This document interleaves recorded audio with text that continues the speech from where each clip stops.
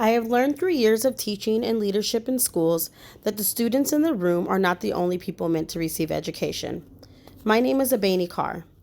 My resume is filled with titles and adjectives such as educator, activist, lifelong learner, and advocate. But it's the community that has poured into me over the years that has created the leader I am today. During my 10 years in the educational and college prep environment, I have demonstrated leadership, independence, mastery, superior work skills, and proficiency.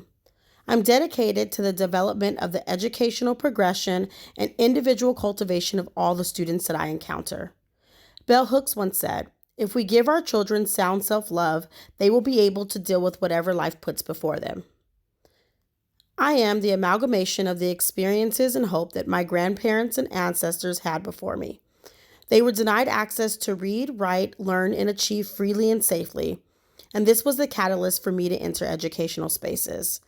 My first experience in leadership as an adult was through activism and advocacy with the NAACP. While I was in college, I served as the president of my college chapter and then became the president for the state of California Youth and College Division. There, I learned the importance of ethical leadership.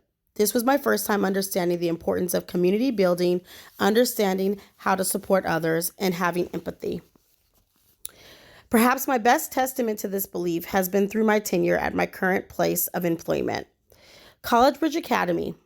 As a founding member of the school community, we spent the first year of the academic calendar creating a culture that was built around helping others with their mental needs in order to find academic success. The first academic school year was challenging as we struggled with the recruitment, retention, and finding an objective balance for school discipline. I know too well the intricacies of building a new school environment. We had students that struggled with separation from their families, students who were previously incarcerated, and some students actively involved and affiliated with gangs, substance abuse, and for some, this was their first time experiencing completion of high school in their families. Getting to know my students as their English teacher during my first year was eye-opening because I quickly realized that in order to foster success, it's not just about the academics, but honoring the complexities of who they are inside and outside of the classroom space. When I became the principal a year later, I knew that in order to transform the school, we had to change the way that everybody, teachers, staff, and visitors, interpreted our students and where they come from, and show the students how powerful their narrative can be. This required a lot of work, including professional development for staff, incorporating our students' stories into the way we teach, interact, and have expectations for them that were also culturally relevant. In turn, we saw a change in our students. It's rewarding to see students graduate high school in 3 years, make goals with students to obtain a 4.0, and actually see them graduate. Under my leadership, we've graduated 90% of our seniors and are sending 70% of them to college. Two of our highest performing seniors from the class of 2016 transferred to College Bridge Academy from public schools with straight Fs and previously missed over 120 days of school.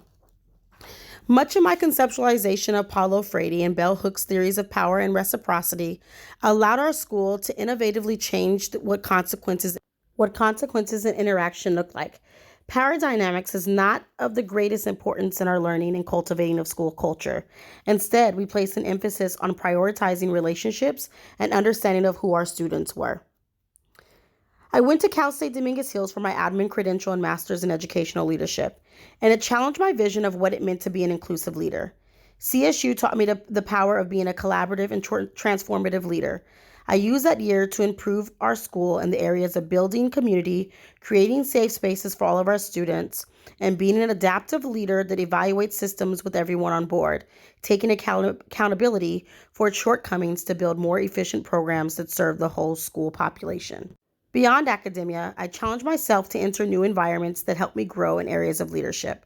I joined the board of the Plus Me Project, the Mayfield Alumni Council, and I worked part-time at Home Depot to work on my passion project. 6 years ago, I reunited with my birth parents and siblings. My reunification with my birth sister allowed me to understand the complexities of young people experiencing human trafficking and housing instability. In 2019, I founded Havens House Youth Services. My goal is to one day open a school for the most vulnerable and oftentimes invisible youth while also proudly housing them. But 2020 has brought me my biggest challenge. As I experience these unprecedented times, I'm reminded the power of being a leader that continuously collaborates and steers a team into the next phase together. I'm an educator, an activist, a principal, a lifelong learner, and founder. My name is Abeni Carr, and I'm dedicated to every single student that I encounter.